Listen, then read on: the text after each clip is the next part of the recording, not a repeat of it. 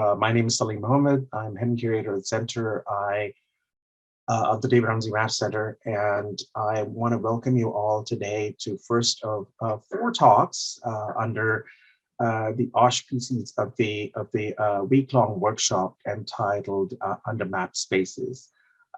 This is led by 3 graduate students. They're all here: Riley, Chloe, Kelsey. They're all PhD students at Stanford, Harvard, and Cornell, respectively. And they've been working with us to make this happen. The week-long workshop, and these talks are sponsored in part by Stanford Libraries, where the David Rumsey Maps Center and the Branner Earth Sciences Library and map collections are playing key roles. My counterpart at Branner is Andria Olson, who incidentally is today's speaker. She's been with us since October 2018. And I'm just delighted to be introducing her as my partner in crime, both for Under Mapped from the library end, but also as my counterpart for contemporary mapping. I focus on the historic, so you focus on the contemporary mapping. So it's delightful to have you here, Andria. Today, Andria will talk about a particular story map that she created called Pancakes Silver. This won the 2019 ArcGIS Story Map of the Year, and it's a demonstration of how one may utilize digitized paper maps for interdisciplinary purposes, storytelling, data extraction, and data visualization, along with telling the cartographic story of the Comstock lode, a significant lode of silver ore discovered in Virginia City, Nevada in 1859. Pancakes and Silver guides. Pancakes and Silver is also an instructional guide in how to read maps for the purposes of extracting data. It then guides its readers in how to apply these data to create digital visualizations for expanded exploration and understanding. So without further ado, Andria Olson, the floor is all yours. Take it away. Okay. Gonna confirm the screen is all good. As Salim mentioned, and thank you for that introduction, I am Andria Olson. I'm the map librarian at Branner Earth Sciences Library and Map Collections here at Stanford. Tonight I'll be presenting on an ArcGIS story map titled Pancakes and Silver, Historic Map Reading, Data Extraction, and 3D Visualization. I created this story map with contributions from 2 of my colleagues, Julie Sweetkind-Singer and David Medeiros, and it was named the 2019 Story Map of the Year by Esri. In true librarian fashion, I want to take this moment to just highlight our collections and some of our services that we do with our maps here at Stanford. For a bit of context, we have 2 map libraries on campus, the David Rumsey Map Center, which you being here tonight, I'm sure you're familiar with. The Rumsey Map Center holds primarily the rare and/or antiquarian maps, which can be viewed in person at the center, which you can see in the picture on the left here. And then at Branner Library, where I'm located, we have the more contemporary map collection, which circulates, meaning that the maps can be checked out by our Stanford affiliates, just like they would a book. Here, I manage the contemporary map collection along with our digitization program for maps. We have an ongoing effort to digitize any of our paper maps that are out of copyright and provide free high-resolution images for viewing and downloading, not only to our Stanford community, but to everyone around the world. Maps from these collections and our digitization efforts will be highlighted throughout this presentation. So I would like to take this moment to just emphasize the very skilled, the very technical, and the very precise work that our digitization staff does day in and day out. And it really is because of the work that they do, projects like the one I'm going to present on now are possible. I also just want to highlight the fact that I'm very honored to be giving this public lecture as a part of this week-long conference titled Under Map Spaces. As Salim mentioned, this was a conference concept that was developed by 3 PhD students from 3 different universities for a selection of students that applied from around the world. And as a librarian, it was incredibly exciting and also just rejuvenating to be approached by students with such an idea, and I'm really proud of all the work that they've done to make this conference happen. During this week, the student participants will be exploring methods for using maps in storytelling and learning how to use a variety of digital storytelling tools in which these spatial stories can be told. This brings me to the core of my presentation tonight, the ArcGIS story map titled Pancakes Silver, the link for which I will throw into the chat channel here if you would like to follow along on your own. And with that, there's also the link there, the bit.ly link. I guess I kind of clicked through that a little quick, but so with that, I'm going to jump into the story map. Let's see here. So in 2018, I became a map librarian rather accidentally, and I was primed for learning a method in which I could learn more about our map collections here, but also develop skills in geospatial information systems, or GIS, and also explore ways to creatively engage our communities with our collections. I was fortuitously shown the ArcGIS Story Maps application by the map and geospatial guru at Arizona State University, Matthew Toro, right before I started my position here, and I was caught hook, line, and sinker. So before we dive into Pancakes Silver, what is a story map? In general, a story map can be anything that brings together a variety of media and narrative to tell a story. There are several digital applications designed to help people do this without having website development or design experience, including this one here, ArcGIS Story Maps. In my time now that I've been a map librarian, I've found that story maps are an excellent tool for distilling any complex information into something that can be easily understood and enjoyed by a broader audience.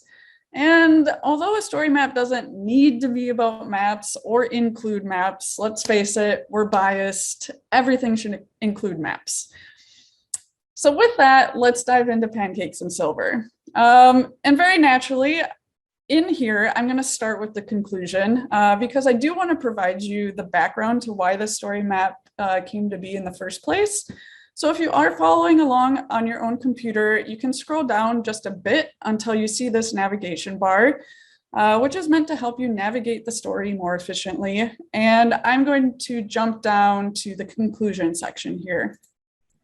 Here you will see that each year a group of map librarians meet for the Western Association of Map Libraries, or WAML, annual conference. In 2019, the conference was planned to take place in Reno, Nevada, and my supervisor and former map librarian, Julie Sweetkind-Singer, suggested that we present on mining maps and views due to the conference's proximity to Virginia City and the Comstock lode mines, the Comstock lode being a significant lode of silver that was discovered in Virginia City in 1859. So with that, I'm going to jump back to the beginning of the story. So to prepare for our WAML presentation, we began looking at mining maps very closely, definitely way more closely than I had ever looked at a mining map before. And what I came to realize very quickly was that these maps are very technical and heavily laden with data, and unavoidably, I felt intimidated by them. Instead of running for the hills, I just began by extracting and exploring the simplest information I could find on the maps to begin building the story. I'm talking title simple. So one of my first questions was, why is this named the Comstock lode? So with that question, you can either click or scroll down to the behind the name section, where you will see that the Comstock lode was named after Henry Pancake Comstock. Why the nickname Pancake? Henry apparently found bread hard to make and instead chose to sustain himself on pancakes. Not only did this little tidbit put a smile on our faces, it also became a catchy element used in the title. And since our attention is now just slightly turned towards the methods used for crafting a catchy and well-designed story, another small element that I added to this story are the very simple custom graphics. You will see these colored lines, when I say simple, I mean very simple, these colored lines throughout the story, which mimic the design and the colors found in a number of the mining maps. And they were just intended to enhance the visual aesthetic of the story. So moving from the behind the name section, we'll go into the mining maps and views section. This is one of the core sections of this story. And this is where Julie and I had selected 5 mining maps and views that we felt helped visualize the period or the arc in which first the Comstock lode was discovered to when Virginia City was now a booming mining town. So the first map that we had selected was this map published in 1860, so 1 year after the Comstock lode had been discovered, by this Henry de Groot. Henry de Groot had started out in New York City as a journalist reporting on mining. And when the gold rush in San Francisco occurred, he moved out that way. And he very quickly became a respected expert on the technicalities of mining districts. And when the Comstock lode was discovered, he headed out that way. So this map, I really liked it because you can kind of see the attention was in the West. We have Sacramento here, so it's not quite out to San Francisco, but you can kind of see this new horizon on the miner, what the miners are paying attention to. They were in San Francisco with the gold, and now they're kind of seeing the silver glinting out east a bit. And again, going back to crafting a story or building a story, one thing we really encourage, I know if you're a researcher or a student, Googling things can kind of seem maybe not scholarly or the way to go, but we really do encourage that because it helps kind of find these other tidbits. So throughout the story, you'll see that we've located pictures of these individuals and also just further information about them. And along with this map that de Groot had published, he had also published kind of a whole book about this. And again, kind of the librarian mind, and also for me crafting story, I really like providing links out to things. So throughout the story, every single map that's highlighted in here, you can view closely by clicking view here. So I'm going to click on that just so you can kind of see our viewing experience. So when we digitize maps, they then get served through our online catalog, which is called SearchWorks. And this is how you can view the maps. So as I mentioned, it's very high resolution. You can zoom in very closely and still see a lot of detail. You can click on this button up at the top right, and you can share, or you can click download. So you're provided with different links, different embed codes, so you can always use these viewers in different applications. And then you also get this wide range of download options. So with that, I'm going to jump back into the story. So from this map published in 1860, we move into this next map that was published in 1861. So this was for me, as I was learning about maps at this point, this was a really surprising map for me to see because I thought it really kind of gave contemporary technologies a run for its money. You have this 360-degree bird's eye view of the Comstock lode mining district located at the base of Mount Davidson. So Mount Davidson is one of the prominent mountains in Virginia City. And the central portion of the map, so at the center here, is drawn from the perspective of standing at the summit of Mount Davidson. Well, there's illustrations of several mine entrances that surround this kind of central focal point.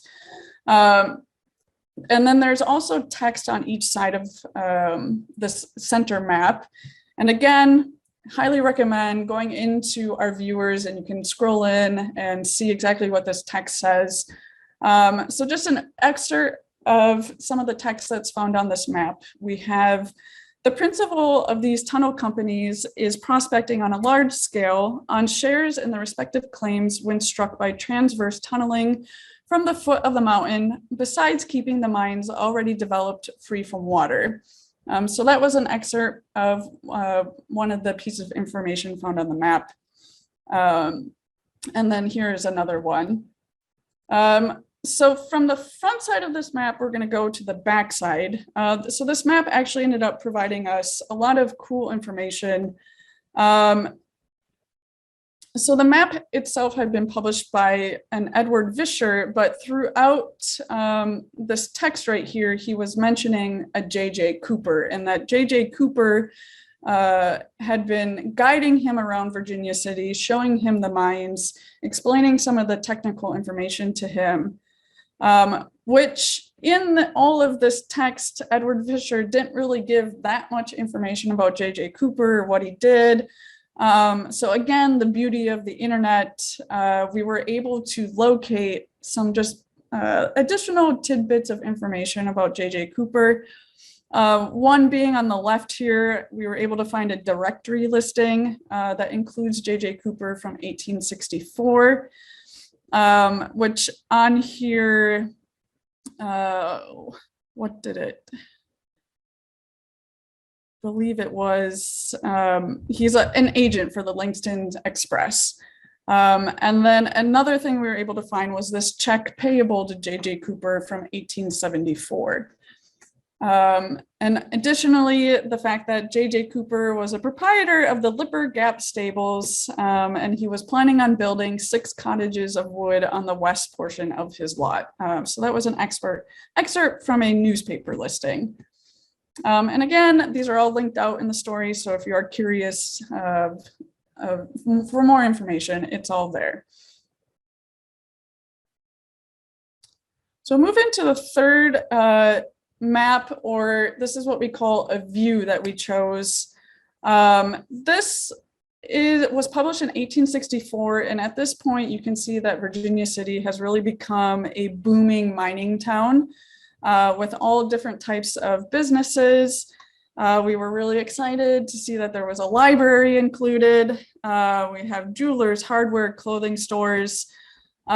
We did think it was a little comical that they did leave out the saloons and also the houses of ill repute, which they did not include in this illustration. But as you can see, there was nearly 100 saloons by 1880 in Virginia City. This view was created by Grafton Tyler Brown, an African-American artist and lithographer working out of San Francisco. He established his own company at the age of 26, publishing banknotes, labels, maps, stock certificates, and illustrations. And here you can see a picture of Grafton Tyler Brown. Another fun little tidbit from this is on this illustration, you can see the daily and weekly territorial enterprise building, which this is where Samuel Clemens first used the moniker Mark Twain. So that was just a little fun fact that Mark Twain was working out of Virginia City during this time. And another way to really bring the story to life, we located images of these buildings illustrated in the map, which you can see on the left here. We have a picture of St. Paul's Church and also the Pioneer Bookstore. So move into the next map that was published in 1866. This is a topographical map showing the locations of the Sutro Tunnel. So in 1860, Adolf Sutro proposed the construction of a tunnel in order to drain excess water. So water was compiling and it was becoming dangerous and also an expensive burden for miners and mining companies. So in this map, you can see, I'll actually click so we can view a little larger. You can see the Sutro Tunnel that was dug along all of the different along the different footprints in order to drain this excess water. Go back into the story here. And then another element that we'll see in a few of the maps coming later is this longitudinal cross section up at the top of the map. These cross sections provide a lot of data on just how deep the mines were, the shafts, and also just how they were co-located, which we'll get into a little bit in the data extraction part of just, I think, how closely intertwined all of these mine and shafts were. So a little excerpt from the text on this map. At the top is a longitudinal section showing the workings and the relative depths. It is noted that by April 1870, they expected the yield of bullion to total over $120 million. And this was in 1870. Construction began on the Sutro Tunnel in 1869, 3 years after this map was published, with the main tunnel being completed in 1878. From here, we're going to get into the data extraction portion. So as Salim mentioned in his introduction to the story map, I had created the story map as I was also really learning about our map collection. I was learning how to read mining maps. And then I was also interested in learning how to georeference maps and also extract data from maps. So the rest of this story map, I really wanted it to be a type of walkthrough. So anyone that was reading it and interested in possibly acquiring these skills for themselves or understanding how to read maps for the purpose of extracting data and using that data to create something or visualize something. So that really is the way the rest of the story is laid out, is kind of a self-instruction of sorts. So now getting into the data extraction, I selected a few other maps that I wanted to extract the footprints for each of the mines, but then also try to understand what the subsurface workings looked like. So the first map that I chose to start extracting data from was this map that was published in 1875, titled The Map of the Comstock Lode and the Washoe Mining Claims in Story and Leon Counties, Nevada. So as you can see in this map, there is kind of a mess of polygons and colors. And for sure, when I first looked at this map, it was really overwhelming. And how do you even begin to understand something like this? So this really became the point that I began deconstructing and just kind of taking one element at a time and understanding what the information meant, how it could be extracted if it could, and then what can you do with that. From this map, and then also on the right here for the text, kind of the text visual, you can read along. I used this map I georeferenced it. And I also used it to get the claim footprints, and there was also the datum line association. So the datum line association, you'll see we were able to use that then to know just how deep each mine went, each shaft. So we'll move on to what control points I used. So with historic maps, it can be a little difficult to be able to identify accurate control points. So control points are features that you will choose in a historic map that you can match up with the current or modern day landscape. This map in particular, there were no coordinates on it, and a lot of the roads that were on here were antiquated, they no longer existed. But I was able to pick out 3 control points that allowed me to georeference the map fairly accurately. So we have Mount Davidson, which was the main, one of the more prominent mountains in this area. I also chose two peaks, Flowery Peak and Sugarloaf Peak. And then one of the roads here still remains to this day, and it's fairly the same route that it was at this period. And that was the 7 Mile Canyon, which you can see, if I zoom in a little here, you can see that 7 Mile Canyon. You can see Sugarloaf Peak right here. And then Mount Davidson is up this way.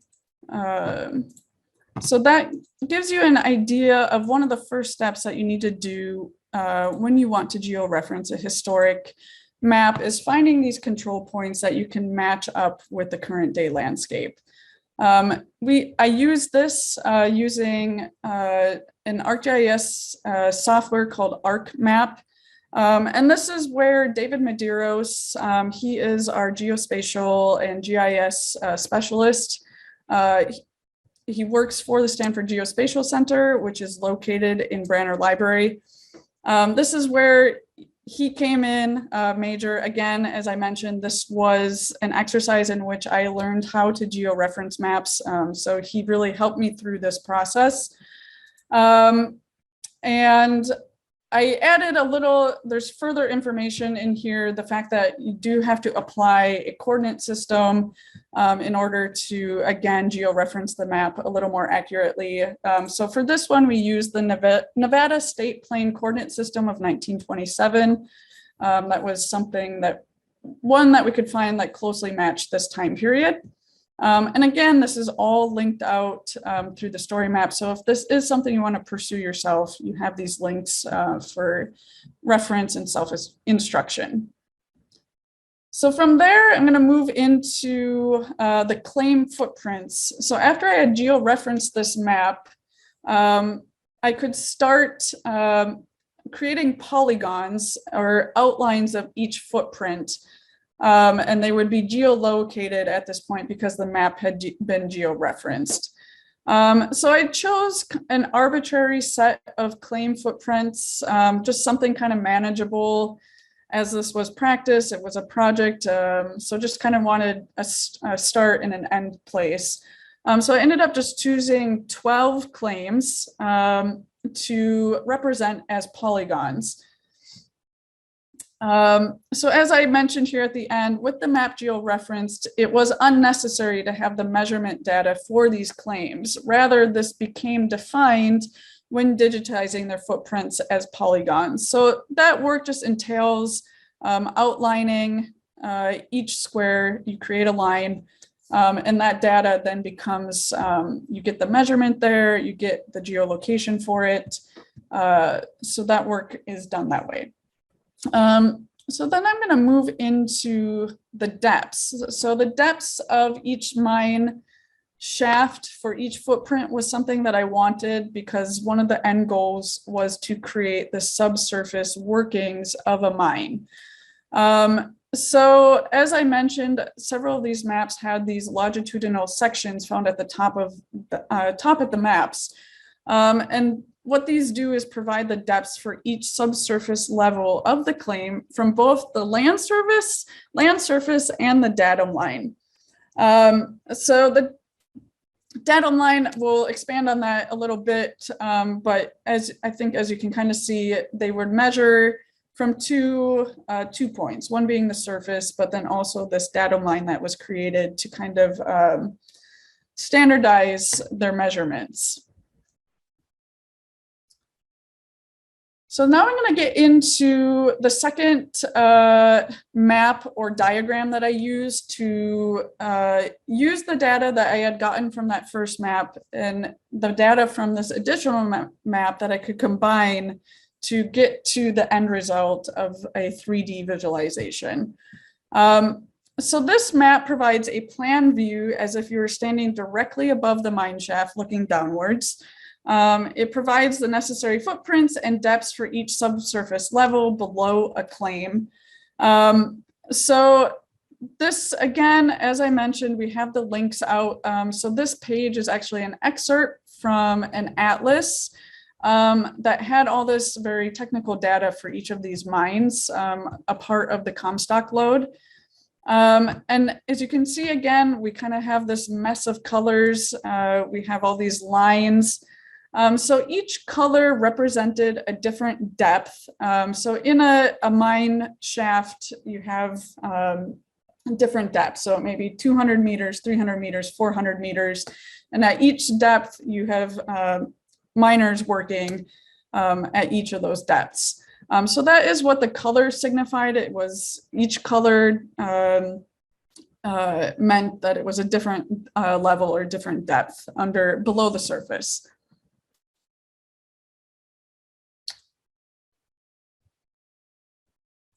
So then for the 3D visualization, again, rather arbitrarily, just in hopes of having a start point and end point, I chose one shaft, Belcher shaft, to demonstrate the process for digitizing and visualizing the subsurface architecture of a mining claim.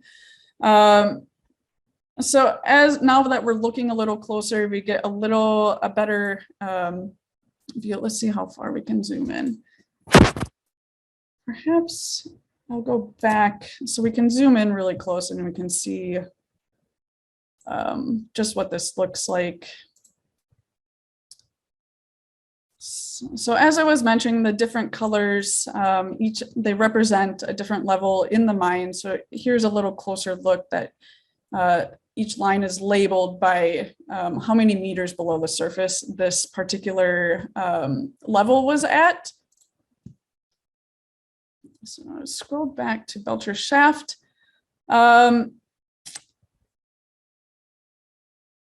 So within the atlas, this was an excerpt that was in the atlas that really helped kind of understand what exactly it is that we were looking at.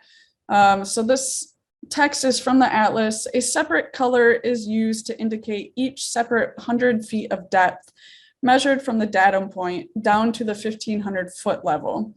Between the 1,500 foot level and the 3,000 foot level, the color scale is repeated.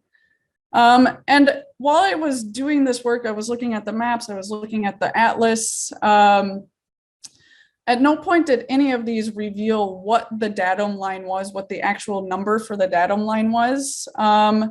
But there was a book called The Comstock Lode, Its Formation in History by John A. Church. And in that book, he actually gave a number for the datum point, which was 600 feet above sea level. So we ended up using this datum point to then make the calculations that we needed to understand just how deep each shaft was for each footprint. Let's see here.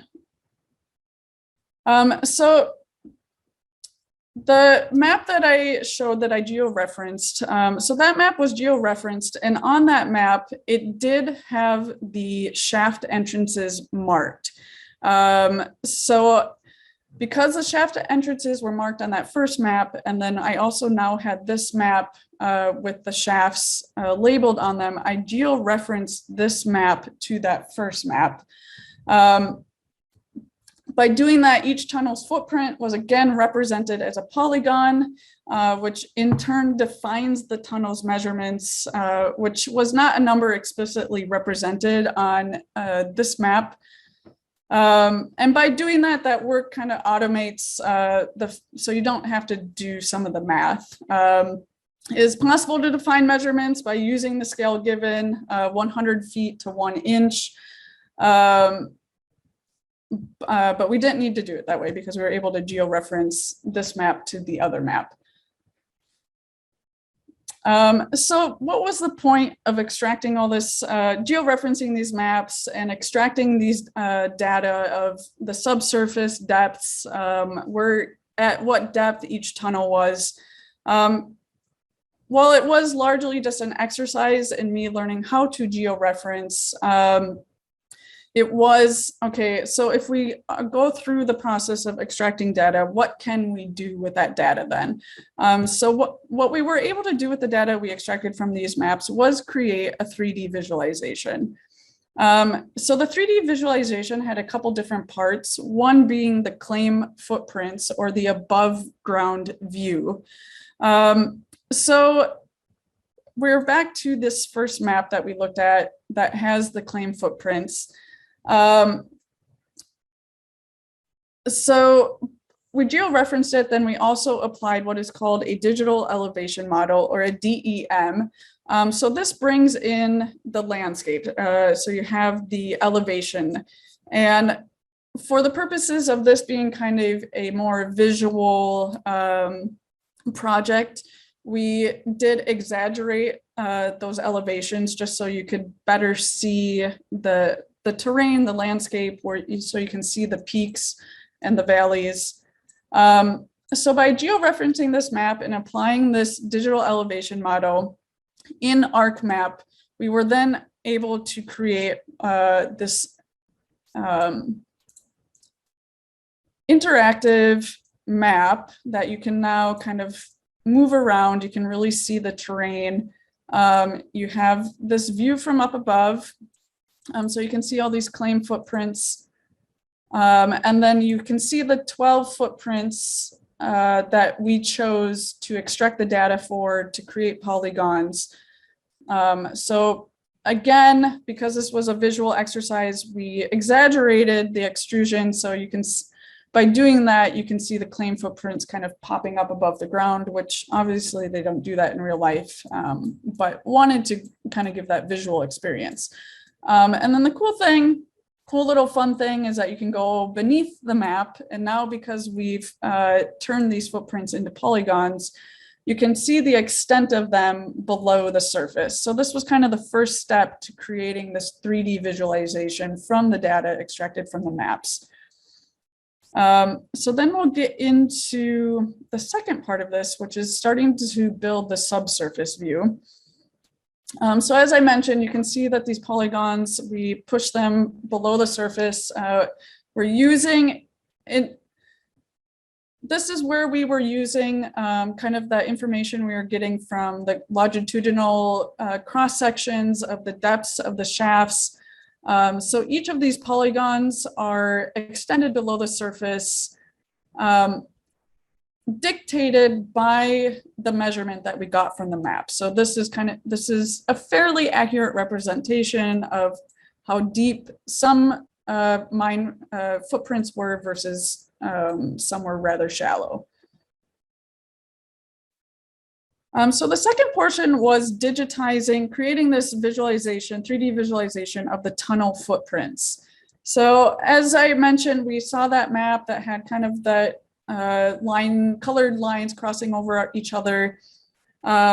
We had geo-referenced that map and then again outlined the polygons. So each of those tunnels, outline those polygons, and then also used the data to then separate these tunnels at which level they were found below the surface and at whatever foot they were found below the surface there. So this is just kind of it standing alone what this visualization looked. But then when we put it all together, so here we have the claim and tunnel footprints. We have the full visualization. So again, we did a lot of this work in ArcMap, but then after you have completed this work in ArcMap, you can then bring it into a 3D scene. So this is what we have here. And by doing that, you get this very interactive map that you can move around. So you can twist it that way. You can zoom out, you can zoom in, and kind of just see above surface, below surface. Let's see here, I want to get a little closer.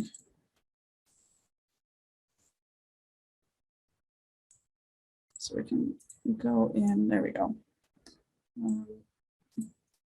Apologies for this. So get adjusted here. There we go. So what you can see is, as I mentioned, I picked just one shaft, the Belcher shaft, to do this full tunnel data extraction visualization. So this is what you're seeing here is this Belcher shaft is in the green polygon here. And within that, you can see the tunnel footprint, the tunnels for that mine. So one of the interesting things that caught our eye after we did this, I'm really struggling here to get a good view. Here we go. One thing that we really found interesting after we did all of this is you can see that the tunnels extend past the claim footprint.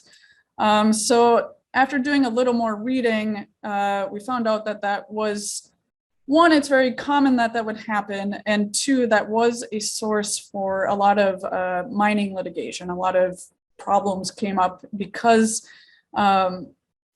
these tunnels would oftentimes extend past the actual claim. The reason, one of the major reasons for this is because when one footprint or one mine tapped into a certain vein of silver, the law was that they could follow that vein.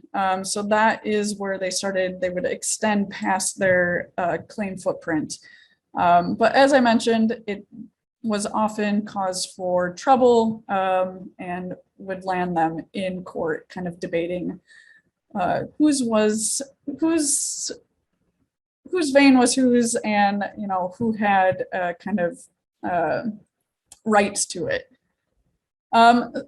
So again, as I mentioned, this was kind of one practice for me to learn how to georeference, also how to bring a story together using the maps, using maps from our collections. But while I was working on this project in the Geospatial Center, there was someone who saw me coming there. I was, for a few weeks coming every single day working on this project. And at one point they finally asked, what are you working on? And I had showed them, and they thought that this information was actually kind of valuable. They were working in environmental science. So they had mentioned just the topic of environmental conservation. It's imperative. Environmental conservation is imperative, and subsurface modeling such as this has the potential for aiding in the alleviation of fugitive emissions. Additionally, as we seek alternative energies that are less detrimental to our environment, further subsurface analysis has the potential to enhance research in natural refrigerants and geothermal energy. So as someone who's kind of more maybe humanities minded or spatial humanities minded, for them to point that out, I thought that was a really cool kind of a different way to look at something like this that I wouldn't have myself. Again, I mentioned mining law, these 3D models. Historically, physical 3D models were used in court just because subsurface, what mines look below the surface, it's not something that everyone knows what it looks like, how it works below the surface. So these 3D models were very useful in that context.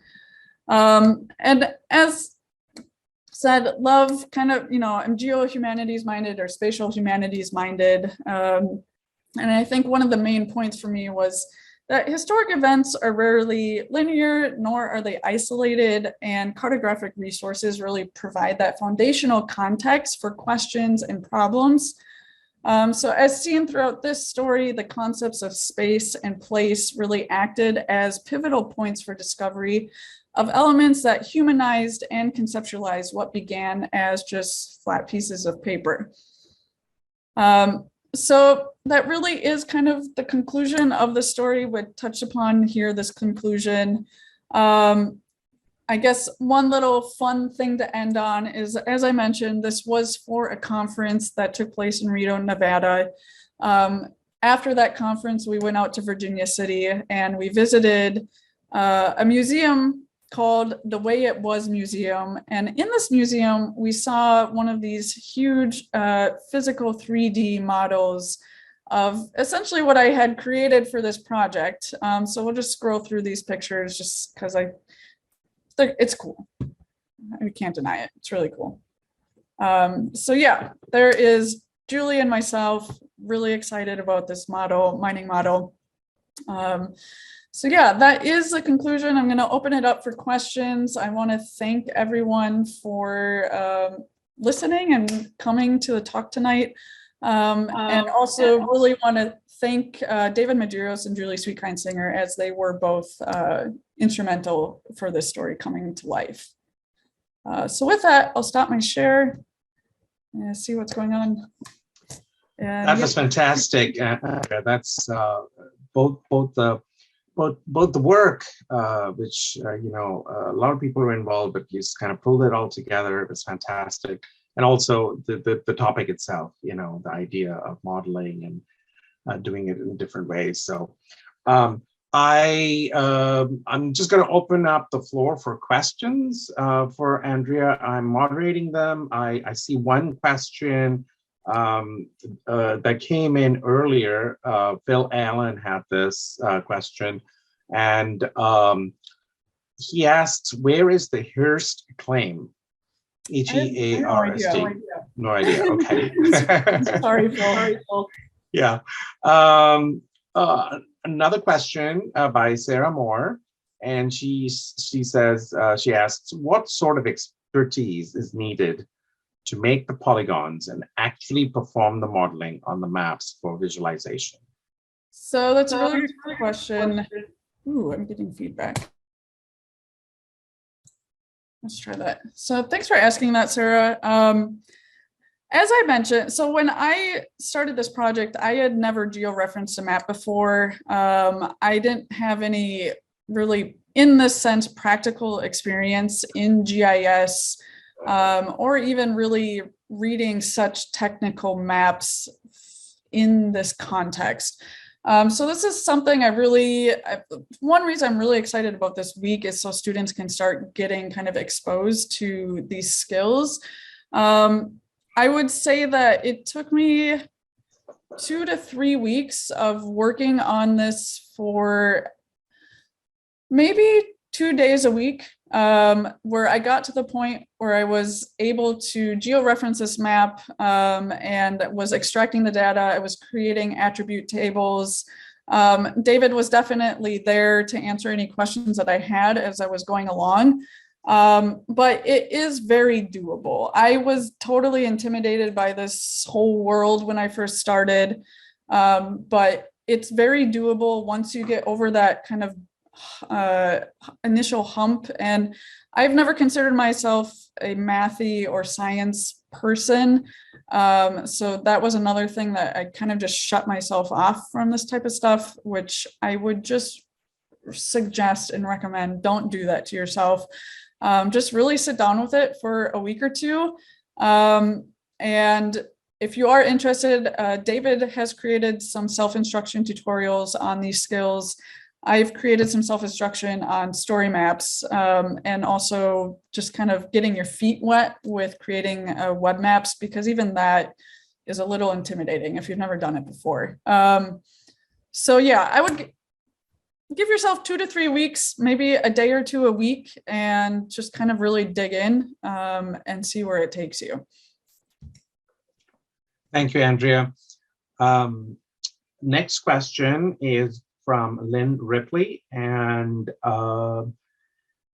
she asks, can you explain how you distort the height of the polygons but still be useful in other ways?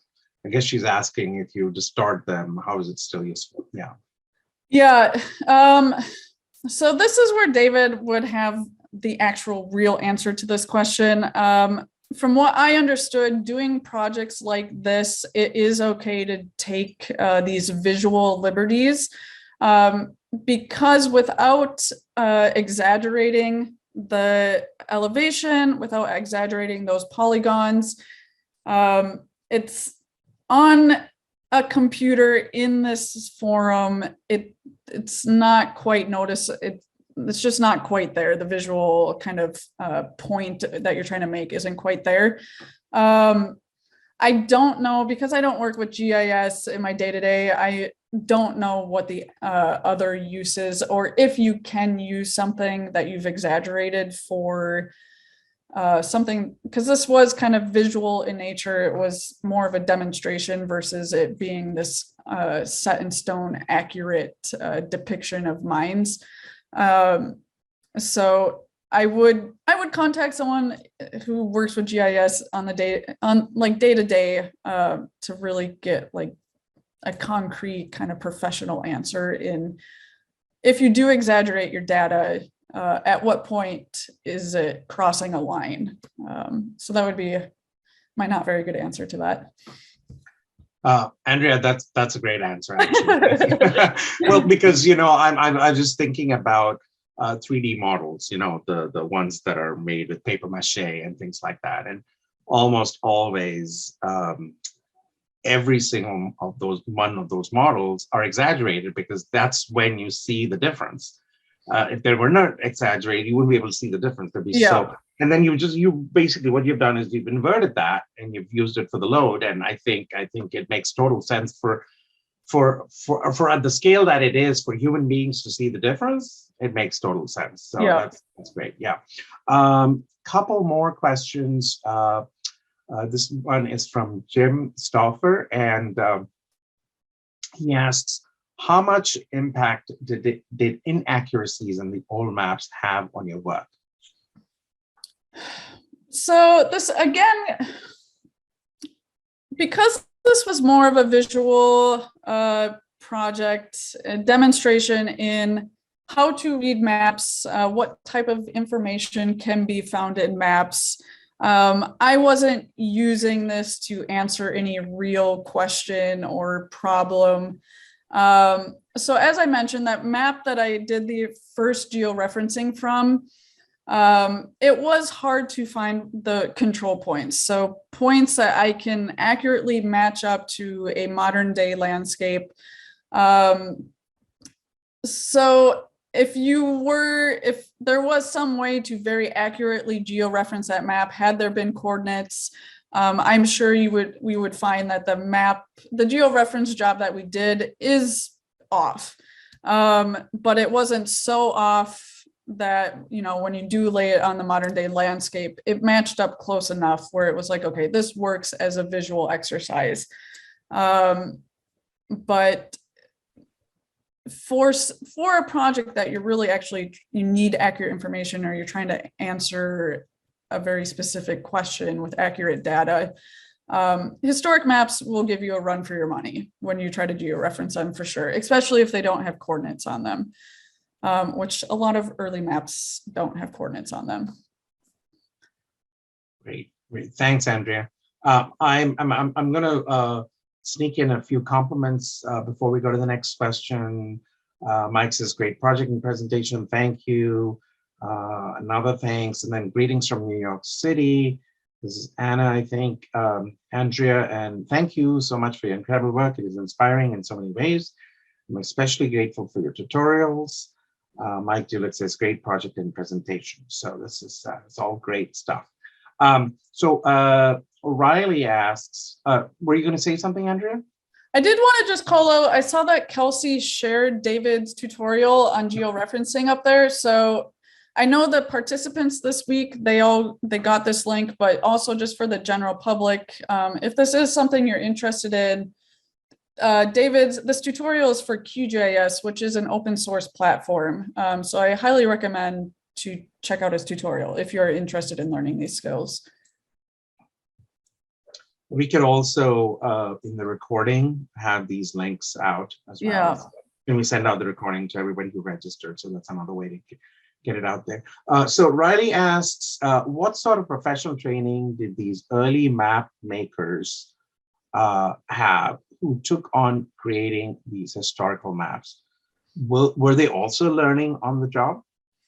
This came up, I believe, I forget where this came up, but it was, I mean, it does have that appearance with a lot of the maps, especially when you look at who was creating the maps, that they weren't just cartographers. They were just kind of people that had other skills, and then this became a skill that they were adapting. And again, this is a David David question. David knows the history of cartography and surveying and what it takes to create a map. But from what I've seen, it does look like, these skills were being developed kind of in real time. And what I find curious is that a lot of the people that were making maps weren't actually map makers necessarily. They were just, I think, kind of curious dabblers who kind of figured out the art of map making. So yeah, that's my experience from it. Again, I'm not the GIS person. I'm not the cartographer person. So. Thanks, Andrea. Yeah. Yeah. So next question. This is from Michael Dalby, and he asks, the contemporary gas and oil extraction process requires extremely sophisticated 3D modeling. Have you had any technical assistance from public-spirited industry sources who do this routinely as you advanced your 3D visualization work in historical situations, or not? So no. So as I mentioned with this story map, really, I'm the map librarian. I am managing a collection of physical maps. So this story for me was just an exercise in one, reading maps, understanding the type of information that's in maps, so then I can in turn kind of share that or have this knowledge when I start working with our students, with our researchers. I do not work with GIS on a day-to-day basis. It's not my job at all, but it was something I wanted to know how to do this, just so I can kind of put myself in the shoes of people that I may be working with. So I do not do 3D modeling. This was just something that it was meant to just start out geo-referencing maps, but once we started getting into it, we're like, whoa, we can extract this data, we can extract this data, and holy cow, we can create a 3D model from it. So it really kind of ballooned out of something, it ballooned bigger than what I intended. But it is, unfortunately, this isn't the type of stuff I do on the day-to-day. It was really just meant to learn how I can engage with our community, how maps can be used, what type of information is in them. And through this, I did learn how to use the application that is Story Maps, so the digital storytelling tool. So that is what I kind of became the guru on, is how to create story maps. It's not this kind of technical GIS side of things. That's where David Medeiros, our GIS specialist, comes into play. So after creating the story map, that is what I started doing workshops on how to create story maps. So I think more kind of that building a story using maps is more my lane. And several people have benefited from that, so that's fantastic. Yeah. Other questions from the audience? All these questions have been really great. There's also a little bit of chatter going on in chat about the Ambrosiac tome. I think Phil introduced it, and then Mark talked about it, and Sarah seems to have found the source. With that, I think, seeing that there are no further questions, I think we will conclude here. Andrea, thank you again for a fantastic talk and a great resource. I want to thank the organizers, the different sponsors. We were excited to be part of all of this, and I hope that all of us will join us, we'll come back here tomorrow, same time, 5 p.m. For the next talk. So thank you again. Take care and have a great evening. Thank you. Bye.